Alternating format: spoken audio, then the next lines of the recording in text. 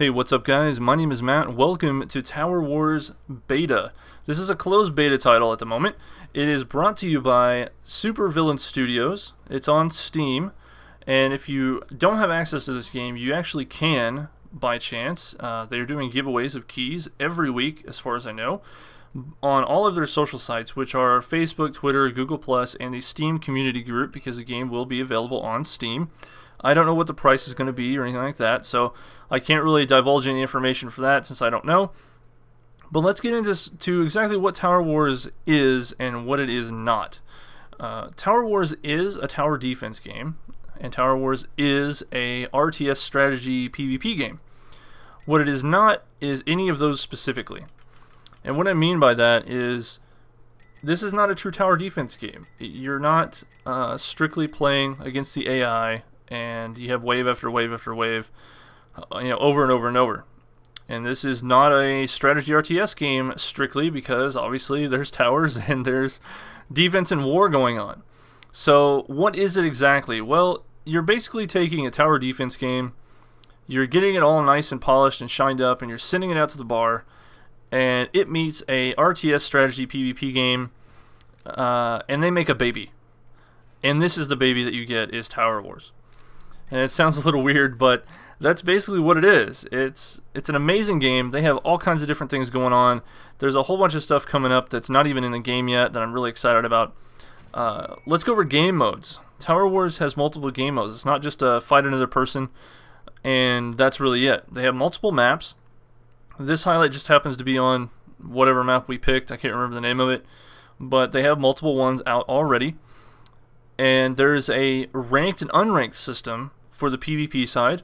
There is a survival system for the single player versus AI side. So when you're in single player, you basically are playing infinitely until you die. It's meant to kill you. There's currently 3 choices, and you play against the AI until you lose. And I can vouch that it is very, very difficult. I have only lasted about 30 minutes, I think, on one of the maps, and it got so overwhelming, I didn't know what to do with myself. And I'm not good at these games by any means, but I really, really enjoy them. I like the strategy, and I like tower defense, and I like the PvP side of things, so this game is perfect for me. It may not be perfect for you, but nonetheless, it's really, really a great title. So on the PvP side, there is ranked and unranked. When you're playing in ranked, you can play 1v1, you can play 2v2, and you can play 3v3. So it's not just you versus another player. You can actually play with your friends and in co-op on 3v3 and the 2v2 side. Now what happens in 2s and 3s currently is you don't share your towers. So you each have individual towers you're going to put down. But you all share the resources from the mining areas. And as you can see on the map, there's some mining nodes that you can increase and put miners into. And we'll go over all that stuff in another video, but I just want to give you some quick, brush over the highlights of everything before we try to make videos specifically for certain maps and the mechanics of the game itself. So you share resources in 2s and 3s, like I said, but the interesting thing that happens is since you don't control each other's towers, you can set up multiple areas on your own, or you can designate a person to do a certain thing. So what I like to do in 2s is you have one person that's offense and the other person is support. That support player is going to worry about buffing minions, increasing gold output through the mines, buffing the castle or your home base, and making sure that there's towers, if he needs to be placed, are able to support the towers that are already on there from the other person. And then the second person that's on offense does nothing but worry about sending waves, building towers, and destroying the enemy team. That's their main focus. What that does is that splits up your resources, so you have one thing you can work on and the other person has one thing they can work on, instead of having everyone try to do everything and everyone running out of gold. Which I did happen to run into on a 2s match that I played. Now I haven't played 3v3, but I hear it's really, really nice. I just don't know the exact mechanics of that. So in Unranked, that is basically custom matches that you can create with you and your friends.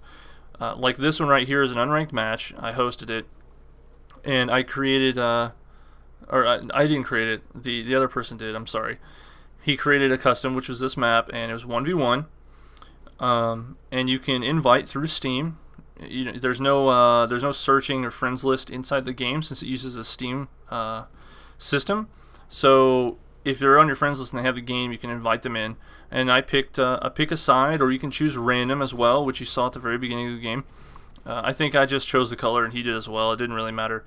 So I think that's a really good thing and a really great step forward for games like this, because there's never really been anything like it per se for players that like RTS games and strategy and PvP, and people that like tower defense, because you'll have people that just can't stand tower defense, and it's because there's no PvP, there's no interaction. I don't want to play against the computer all the time. So they have this, and it's working out so far really, really well. The invites have been going out every week, like I said, and there's quite a few people in and online. The only problem I've had recently is the quick match for ranked games is really, really long, and I think the problem is people aren't really joining it. They're thinking that it's some kind of MLG matchmaking system, and it's really not. It's just there's no stats right now. There's no profile. You can't view your ladder ranking. You can't view specific stats on your games or matches. That's all still being created, so it's all unavailable. There is going to be a tutorial, but it's unavailable as well since this is closed beta. There's a lot of things not in the game. There's placeholder images that say temporary image. Things like that. The UI is a certain way. It might completely change before the game's even released. We have no idea. Let's touch on the UI really quick before this match ends. As you can see at the top, there are two bars. One is showing red to blue, and the other one is showing blue to red. That is the information that you can use to see what waves are on the way, or where your waves are in relation to getting to the other base. And on the map right now, I'm doing some upgrades on my towers and rerouting the path there. I changed the path a little bit to make it a little bit longer for the waves to get to my base, if they even do. Down on the bottom, you have on the left side the red and blue bar for the castles, which indicate the opponent's side and my side. I've got him a little bit under 50% at this point. And down in the middle of the bar, you have the icons for each type of minion or creep, if you will, for the waves that you want to send out. Now under that, there's another bar that has a whole bunch of little squares in it. And as you can see on the right side there are some locked locks. They're not unlocked yet. That means I can go into the interface and I can unlock those depending on the gold and battle points that I have to allow me to send out more in one wave at a time. And I think I do that in this game. I'm not really sure. I have to look. But right there, I just sent out some waves and I clicked the launch button. Now it costs gold to send mobs out, like I just did. It will show below the launch button. And there is a time delay on sending waves out. So you can't just save up 10,000 gold and then spam the launch button and send out stuff over and over and over. There's a cooldown period that you have to wait, so you have to be strategic. Like I said, this is a strategy game, and it's PvP, and it's tower defense. So there's all kinds of ways you can do things. It's not just one surefire way to win every single match. Now, I'm sure there's probably going to be some strategies that are cookie cutter builds, so to speak, like a lot of games will have. They'll say, okay, this is the cookie cutter build that you want to use, and this is the proper way to do things. But just like in every other game that has that, there's always those different ways of doing different things to counteract that. So that's what I really like about this game, is it allows you to do all kinds of different options. Even at this stage in development, they've done a great job at allowing that.